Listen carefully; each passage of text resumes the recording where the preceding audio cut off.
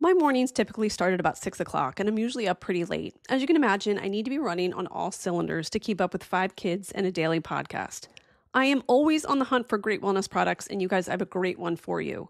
I started taking the Super Elixir, a premium daily greens powder formulated to support all 11 systems of the body, including improved gut health, immunity, energy levels, and skin, hair, and nail health. It contains a blend of 40-plus whole food ingredients, probiotics, and minerals, designed to reduce body acidity. I love that it's gluten-free, and I feel like I do have healthier skin and nails. I mix it with water or coconut water, and I'm good to go. Super easy and convenient.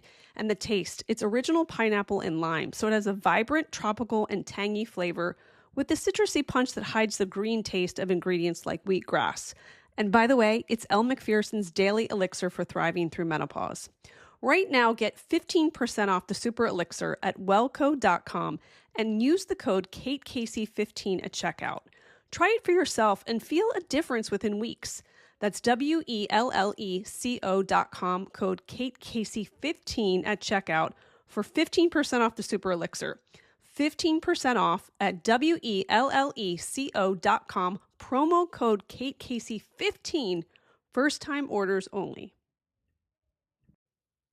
Reaching your weight loss goals doesn't have to mean completely changing the way that you live your life. What if you could make healthy progress with a treatment plan that included medication, access to 24/7 support, nutrition tips, and tools for tracking movement, hydration, and sleep, all personalized to go at your pace? That's Weight Loss by Hers. Through Hers, you're connected with a medical provider who determines if treatment is right for you. If prescribed, your treatment plan is personalized to support you in reaching your goals. Plus, you can get access to a range of treatment options, like oral medication kits or GLP-1 injectables. Hers goes beyond medication by offering access to ongoing care, dosage and medication adjustments, lifestyle and nutrition tips, and 24/7 support with no hidden costs or membership fees, and with options starting at just $69 per month with a 10-month plan when paid upfront and full. Hers provides access to options that fit your goals and your budget. Feel like your best self again. Visit forhers.com/KateCasey to get a personalized, affordable plan that gets you. That's forhers.com/KateCasey. forhers.com/KateCasey. Weight Loss by Hers is not available everywhere. Compounded drug products are not approved or evaluated for safety, effectiveness, or quality by the FDA. Prescription required. See website for full details. Important safety information and restrictions. Actual price depends on product and plan purchased.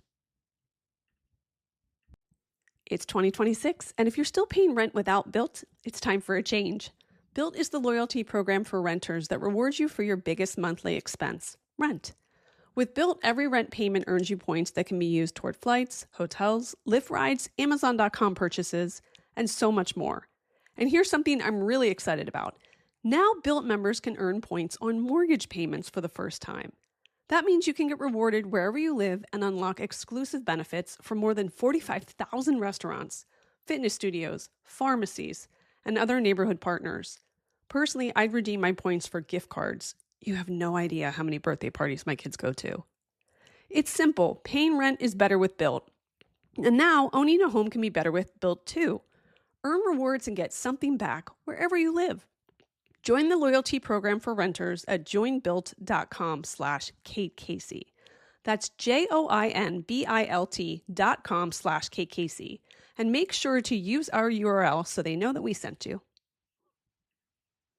The amazing Kate Casey. Welcome back for another episode of Reality Life with Kate Casey. Today's episode is about Friends Like These, the Murder of Skylar Neese, a 3-part docuseries on Hulu. 16-year-old Skylar Annette Neese slipped out of her bedroom window just after midnight on July 6, 2012. She was the only child of Mary and Dave Neese. Mary worked as an administrative assistant in a cardiac laboratory. Dave was a product assembler at Walmart. They were a tight-knit, hardworking family in Morgantown, West Virginia. Skylar was an honor student at University High School and wanted to become a criminal defense attorney. At 12:30 a.m., surveillance cameras captured her climbing into the backseat of a car driven by her 2 best friends, Rachel Schoaf and Sheila Eddy. In the trunk of that car, hidden from view, were cleaning rags, bleach, wet wipes, a shovel, and a change of clothes for each of them. The knives were wrapped in towels and tucked under their arms. They drove about 30 miles across state lines to Brave, Pennsylvania, to a remote area that the girls had visited before to smoke marijuana. It was familiar, ordinary, comfortable. The three got out of the car and began talking, and at some point, Rachel and Sheila claimed that they had forgotten a lighter. When Skylar turned her back to walk toward the car to retrieve one, the two counted to 3, and on 3, they attacked. The girls attempted to bury her body, but couldn't because the ground was too hard and rocky, and instead they covered her with branches and leaves. They changed her clothes, they wiped themselves down, they cleaned the car, and they went home. In the days and months that followed, they stood beside Skylar's parents. They posted messages of fear and hope on social media. They reassured investigators they had simply dropped her off near her apartment that night. Initially, Skylar was considered a possible runaway. No Amber Alert was issued because the case did not meet all required criteria at the time, including confirmation of an abduction and immediate danger. In fact, a 48-hour waiting period had to pass before a teenager could formally be classified as missing. Her parents plastered the county with flyers, and they waited and they hoped. And nearly 6 months later, Rachel suffered what was described as a nervous breakdown. Her mother called 911, and in the background of that call, Rachel could be heard screaming. After a brief psychiatric hospitalization, she was asked to be taken directly to her lawyer's office. And there, she confessed and led investigators to Skylar's body. When asked why they did it, her explanation was chilling in its simplicity. They didn't like her and didn't want to be friends with her anymore. Both girls eventually pled guilty, Rachel to second-degree murder, receiving 30 years, Sheila to first-degree murder, receiving life in prison. They are both eligible for parole in 2028. Skylar's murder led to the proposal of what became known as Skylar's Law in West Virginia, aimed at strengthening Amber Alert systems so that families wouldn't lose precious time when a child disappears under unclear circumstances. More than a decade later, the case still unsettles people, maybe because it forces us to confront uncomfortable questions about adolescent intensity, emotional volatility, secrecy, identity, and the early days of social media, where performance and reality were already dangerously intertwined. The new 3-part docuseries, Friends Like These, The Murder of Skylar Neese, revisits the case through Skylar's own voice, so her tweets, her diary entries, and firsthand accounts from investigators and classmates. It debuts March 6th on Hulu and Hulu on Disney+. And today I'm joined by the director, Clair Titley, who brings emotional depth and perspective to how the story is told, but also by Dr. Rob Ambrosini, a forensic psychologist and FBI polygraph expert who questioned the 2 teenage perpetrators and can help us understand what stood out in those interviews. This is a most interesting case, and here is my interview. Welcome to the show. Thank you. Thank you. So I have to ask you, how did this story find its way to you? Oh, it was actually, I came across it a little bit later than the team at Dorothy Street Pictures, who had been developing it and in touch with Mary and Dave. They came across an article in Elle magazine, I think, about a murder case that had been sort of solved through Twitter. And I think something about the timing of it just felt incredibly relevant because it's been such a lot. At the time, there have been several sort of documentaries and podcasts and things done about this subject and about this case in the past. But I think now we have this space and time to kind of reflect on it. There's been enough time has passed that we can kind of look back at the kind of social media of 2012 and Twitter and Facebook and what it was like for teenagers there. And it was literally the Wild West out there for them in a way. Nobody was really kind of paying much attention to what teenagers were doing online. And it's only now that we can kind of look back on that with real hindsight. So that's kind of how it came about. And the thing I think that really got me was the fact that Dorothy Street and Hulu were very keen to tell this story from the inside out, as they said. So the idea being that we actually spoke to, I should say, the teens. They're all in their late 20s, early 30s now, Right. but spoke to all the people involved about what it was like from their perspective. I think a lot of the time there's a lot of true crime is told in a very procedural way. It's from purely from the police perspective, and we start with the investigation, whereas we wanted to start the opposite way around with this and to get a real sense of what it felt like to be a teenager at that time, and particularly how affected they were by this case. So that was the thing that really drew me into it. So at the time, I was an agent working in the Pittsburgh division of the FBI. And the way the case evolved that brought me in, I was one of those ancillary resources that usually are called in for certain types of cases. So my background is a polygraph examiner for the FBI. So we typically ask people interview type questions and try to, maybe direct the case or get to the bottom of some type of issue that's still hanging out there. So this case was really worked at the very beginning by several wonderful investigators, Morgan Spurlock, Ronnie, Jessica. And there came a point for the need to do some interviews and some polygraphs. And that's where I appeared into it. And just to echo what Claire was saying too, the documentary, it really does give a perspective from Skylar's friends and the community at large, which is so interesting. And I personally, I was not privy to that until I saw it. And it was really wonderful to see that. Now, how does the story first shape? Because again, this is the early years of social media, but where we are in the country, this group of friends, their families, this group of friends, how would you best describe them in reflection now in the year 2026? Well, just from my perspective, I mean, when I got involved, these are a close group of three friends that are just intimately involved with each other's lives. Their families know each other. They're part of a very nice community out down there in Morgantown, West Virginia. And really, the characterization of social media as the Wild West is pretty darn accurate looking through that lens now. This case virtually unfolded using social media and really, of course, the aftermath once we found out what had happened, examining social media and seeing some of those posts. But this is a typical, small town community with a lot of caring, tight knit. That was my impression of it as well. I think that's what's so frightening actually about the case is exactly what Rob was saying, the fact that these girls were so normal. They're all, it was so normal. It was an incredibly intense friendship that these three girls had, but it's just like any intense kind of teenage girl friendship that you would have had or you would have known when you were that age. And that in some ways is what's so frightening about this case. And the group of friends now, in reflection, do they think that did they think the friendship was odd in any way while they were all students together? They were described as this unit that were kind of thick as thieves, that were kind of I don't know whether or not they described them as particularly. They were unusual in the sense that they were particularly close. They were particularly kind of like had a particularly intense relationship compared to anybody else that they knew. Their friendship group was pretty kind of impenetrable in that way. Right.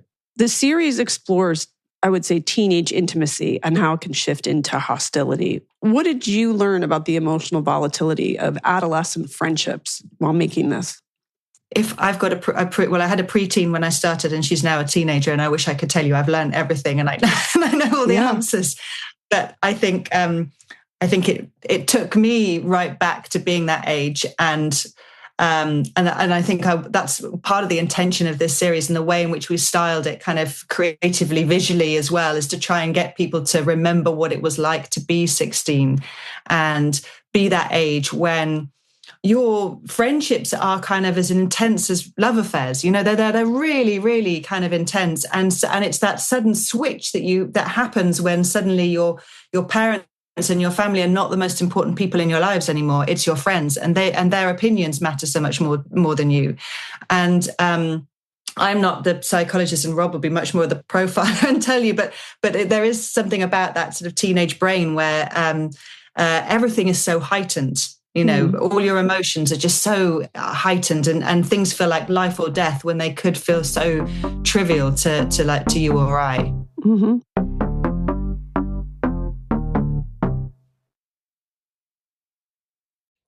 Was January supposed to be your big fresh start? Well, sometimes the pressure to fix everything all at once can make you feel stuck.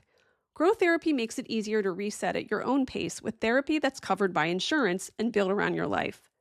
Whether it's your first time in therapy or your 50th, Grow makes it easier to find a therapist who fits you and not the other way around. They connect you with thousands of independent licensed therapists across the U.S., offering both virtual and in-person sessions nights and weekends. You can search by what matters, like insurance, specialty, identity, or availability, and get started in as little as 2 days. And if something comes up, you can cancel up to 24 hours in advance at no cost. There are no subscriptions, no long-term commitments. You just pay per session. Grow helps you find therapy on your time. Whatever challenges that you're facing, Grow Therapy is here to help. Grow accepts over 100 insurance plans, including Medicaid in some states. Sessions average about $21 with insurance, and some pay as little as $0, depending on their plan. Therapy is the best gift you can give yourself because it's an investment in understanding, healing, and becoming the healthiest version of you. Visit growtherapy.com/Kate Casey today to get started. That's growtherapy.com/Kate Casey. growtherapy.com/Kate Casey. Availability and coverage vary by state and insurance plan. Every year I tell myself, I'm going to get better about meal planning, and every year life gets busy and it falls apart. What finally clicked for me is realizing that meals don't have to look one specific way. They just have to fit your life. That's what Marley Spoon does really well. What I love is that Marley Spoon actually adapts with you. Some nights you cook, some nights you heat, some nights you just need dinner done fast. They've got options for all of it so that meals fit your schedule and not the other way around. And here's what I love. They give you over 100 recipes to choose from each week. We're talking comforting classics to fresh, balanced dishes. Marley Spoon has tons of options in their marketplace, from meal shortcuts and drinks to fresh groceries that you can add on every week. And you can find these in every weekly menu. And you've got a few extra minutes. You've got some great 20-minute options too. And my personal favorite hack, the tray-baked dinners. Literally throw everything on one tray and boom, you're done. And they even include the tray. My favorite recent meal from Marley Spoon was the honey lemon chicken, but my kids also love the citrus kale salad with poached salmon. So this new year, fast track your way to eating well with Marley Spoon. Head to marleyspoon.com/offer/Kate Casey for up to 25 free meals. That's right, up to 25 free meals with Marley Spoon. That's marleyspoon.com/offer/Kate Casey for up to 25 free meals. This new year, fast track your way to eating well with Marley Spoon. Head to marleyspoon.com/offer/Kate Casey for 45% off your first order and free delivery. That's right, 45% off your first order and free delivery. That's marleyspoon.com/offer/Kate Casey. Well, Rob, let's talk a little bit about interviewing them. When you first sat down with the teenagers, what strikes you immediately, emotionally or behaviorally, about these teenagers? How young they were and the situation that they found themselves in was the first thing I noticed there. They were in a very big person world. Depending on how the outcome of this was going to go. I think we all knew going into it that they were concealing information. And, there's layers of this, right? They had layers of time during various interviews. And you just see, to Claire's point, you kind of see the volatility of this emotion. And you wonder what is going on. I mean, you look at different studies about the frontal lobe and it's not very developed, and you see it happening right in front of you, right? These kids make poor decisions in general, right? When we're growing up. So what is actually going on here? But what struck me the most was that we're talking to these young girls about the disappearance of their friend. Mm-hmm. And it was just so striking to me that these really are children. These are kids, and they have stepped into a very adult world, depending on what had happened. Of course, we know how it unfolded afterward. But yeah, really just their youth and the circumstances around it. You can never forget that. Do you think that children are able to compartmentalize in a way that adults cannot? I would say, yeah, I don't think they bear out and see the true ramifications of decisions. I think there's a lot of diffusion of responsibility at times. I think relationships become very intense. As Claire was saying, at that age, you have these intense friendships, and then maybe the next day it becomes this intense hatred, right? Yeah. And you have that in kids. And I think we all, as parents, I have 3 boys, you try to say, decisions you make now, what you're doing today will have actions. The actions you're taking today will have consequences down the road. And I think that's just indicative of that particular age. And you hope that they're surrounded by people, because you can look at all these theories about why things happen with modeling and what they observe and peer influence and childhood experiences and things like that. But yeah, I don't think kids always play it out. Whatever you're thinking about doing, play it out a couple of years down the road and see how that's going to look. Did you think that their affect matched the gravity of the crime? Well, I think afterwards, I would say the affect of one of the killers definitely was probably, I was seeing maybe some contrition and some sadness here, and not so much for the other. And there were times when I think there was a lack of affect. There definitely was. Interviewing them, this maybe pretend emotion, right? Maybe they were trying to convey that. We always have this principle: is someone trying to convince you of something, or are they trying to convey information to you, right? And was there a degree of acting going on? Who knows? But there was certainly at times a very disconnect with the affect and what we were seeing. Well, in this case, they said, "Well, we just didn't like her." What does that signal to you psychologically? Well, what that signals to me is just a flippant excuse, and there's a lot of people whose friendships break up and they usually don't result in murder. And it was just I don't know if that is in fact the ground truth of what it was. That was certainly an excuse. It was like when they said it, we just didn't like her. What else happened here? And that was it. So I certainly don't believe that was. That left a very unsettling taste for a lot of us. There were still, questions out there. Well, in this case, it's like you're interpreting violence without a motive. So is it ever truly without a motive? Well, that's a big question. You usually try to find the reason why something happened. When you look at different cases, there's usually a grievance, like something happened. Where this person wants to seek revenge. They want to right or wrong, or they're not thinking clearly. And it could very well be a combination of all of these. But yeah, to your point, there was a lack of motive other than this very flippant type comment of, we just don't want to be friends with her, which is unsettling for anyone, parents and the community. That is just definitely something that makes people scared. Well, one of them later referenced tension that was around their relationship and their identity. And it does seem like an area in which someone's faith may be a huge part of their identity. Do you see evidence of coercion, dominance, or emotional dependency between the two of the perpetrators? Well, one of those theories could be that one was kind of the driving force to commit this crime. I think it could be looked at where this idea came up to, unfortunately, we should quote, kill her. And there was no voice of reason from that. Right. Whether one was the driving force, I think, remains to be seen, of course. But there definitely is some tension there that had that intensity. When you just are talking to them, you definitely see the intention. You see the anguish as well, too, with probably the reality of the decisions that they made, especially when you start looking at some of the evidence that we had. Now, is it possible that maybe one was a sociopath or showed sociopathic tendencies and the other was vulnerable and taken advantage of?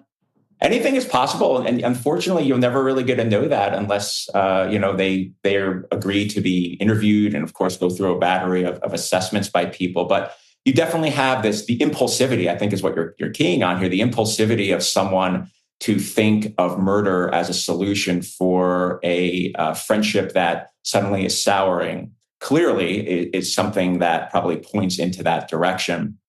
And then it takes this, a leader and a follower or a person who says, yeah, we'll go along with that. And, you have two young girls here co-offending in a pair, right? And not one of them had this voice of maybe we shouldn't be doing this, and because don't forget, they really put some thought into this crime. This was planned out. And I think that's also what makes this particularly troubling. You can have very affective violence, where it's very reactionary, and then you can have more predatory. And this is one of those predatory crimes. Well, in terms of the women or the girls publicly performing grief online when they're in their community, right. When you have performative grief like that, what behavioral clues does that provide? And also, what does that say about identity construction in the early days of social media? Well, I'll give my thought, and I'll be curious about Claire's. I mean, certainly it's impression management, right? Social media is again this landscape of opportunity to reshape yourself and project what you want people to see. In this case, social media was used to project empathy, which was very shallow in this particular case, where they would post something that says something to the effect of, all I want is for my best friend to come home knowing what they had done. Right. And I think that's what we saw. There's like this lack of contrition via social media. But again, it's used to portray an image. There's not real empathy there. It's putting something out there saying, I want to make sure the community and the public see this. Right. Because this is what probably someone who's really concerned would do. They would post something. Right. Not knowing that, of course, it lacks that true intention of having empathy and care and compassion for someone. It was also amazingly short-sighted as well, because they'd be doing this on one hand, but then they'd also, there was a period of time before they were sentenced, when they were kind of out in the public, and they were also posting pictures of them having a great summer and really enjoying themselves. So there was this kind of two lines where one minute they would sort of post on the social media that they thought that people were looking at. For example, the Facebook posts that Dave and Mary, Skylar's parents, were on and that sort of thing. They would post their grief on there. But sometimes on their private Twitter pages, they would be much more, they were doing their sort of fake grief on there as well, but they were also posting, having a great time at the beach or having a great time doing, in the sun doing X, Y, and Z. So it's like they have this sort of short-term, I don't know whether that's an adolescence thing, but this sort of short-term memory of things as well. They hadn't followed through with it very well. And I would say, to your point about the excuse for motive that was given about sort of a potential relationship, that is something that actually one of them only brought up at their appeal hearing. So quite some time it was never brought up in front of, they had ample opportunity to say that to Rob, and the other kind of officers, law enforcement people beforehand, but it was never brought up until I think some years down the line even, wasn't it? Yeah, that was my understanding. And I think that's what makes the portrayal so stark too, is like you have this persona you've created online as a caring person of the community with other friends, who legitimately are cared for Skylar's whereabouts and what's going on. And yet they have this dark secret that they know they're kind of keeping hidden. And it's that betrayal, this public image versus what really happened.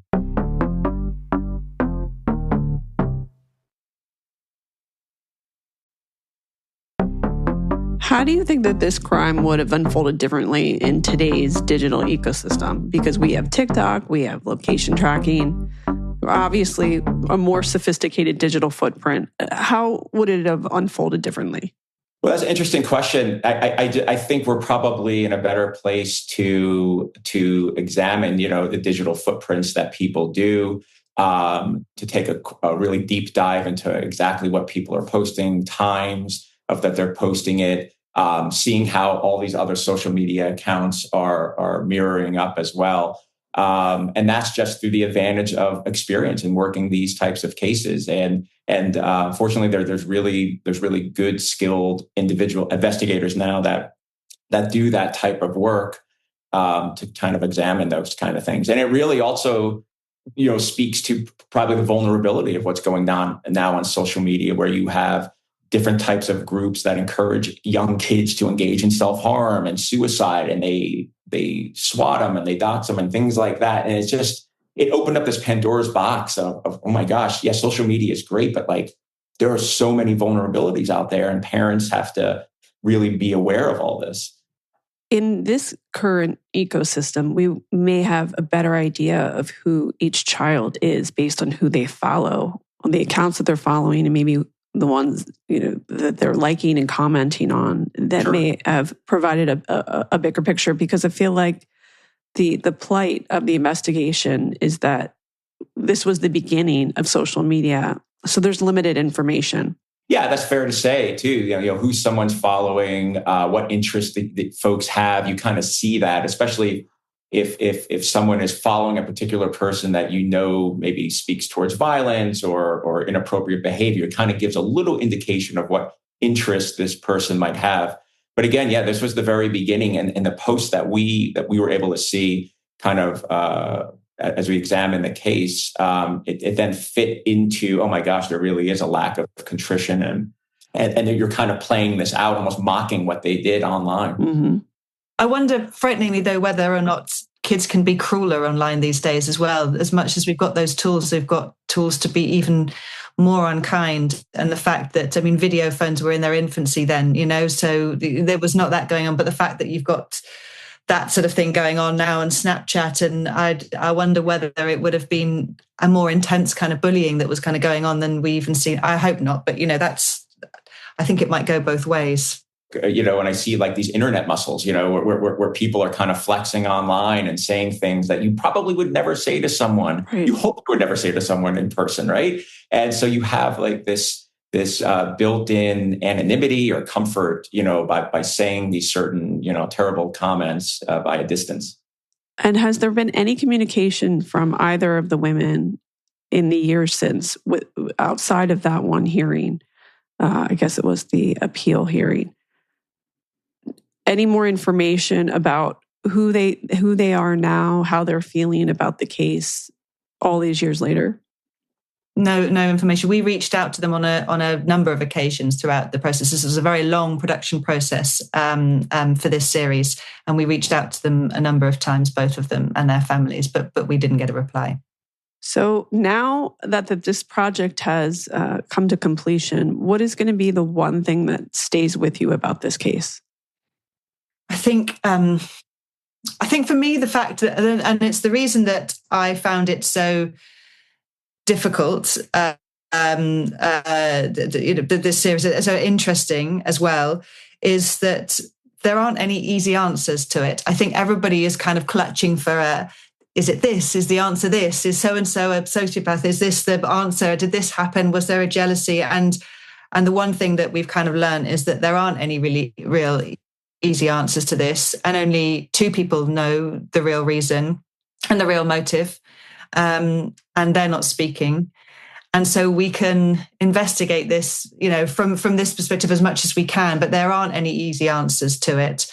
But then I think that's quite interesting. I think it's important for us to debate it, for us to kind of like remind ourselves, what it was like, what it is like to be that age, to I don't think there's any kind of like easy morals or lessons or things to be learned here that are in a direct sense.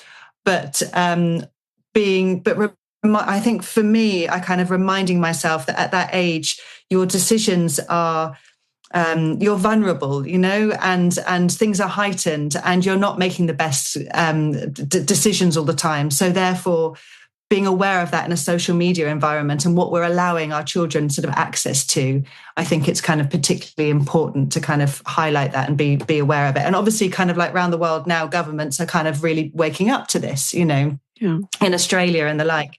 But I think it's just a good way of questioning ourselves and our own relationship with social media in that way. Rob, for you, what will stay with you with this case? just the loss of life. You get involved in law enforcement, and unfortunately, that's part of the reality of the job, that you end up working on cases that you never forget. I can't tell you how many times personally I've driven past those exits in Morgantown, West Virginia, and the first thought is always regarding Skylar and this case. And and in the aftermath, of course, they passed Skylar's Law, which I think was a good legislation to kind of bring awareness to let these Amber Alerts go out early on, right? That was like one of those takeaways from it. And social media, this unbelievable landscape of connectivity and the vulnerabilities that are out there for children and groups that unfortunately prey on kids. There's many takeaway messages for this, but I really, the loss of life that's it. I'm so appreciative of your time. Thank you so much. Thank you. Thank you. The amazing Kate Casey. I want to thank my wonderful guests, Claire and Rob, and make sure that you click subscribe. Please leave a 5-star review. Join the Facebook group Reality Life with Kate Casey. I would love to hear your thoughts on this case. Also, you can get bonus episodes on Apple Podcast and on Patreon at patreon.com/KateCasey. And don't forget to get the what to watch list is at katecasey.substack.com.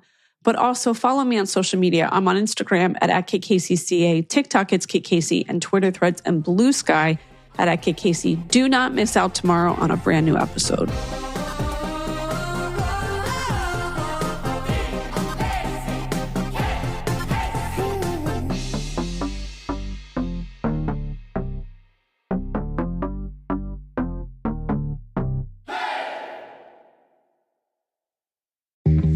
¿Quieres mejor internet?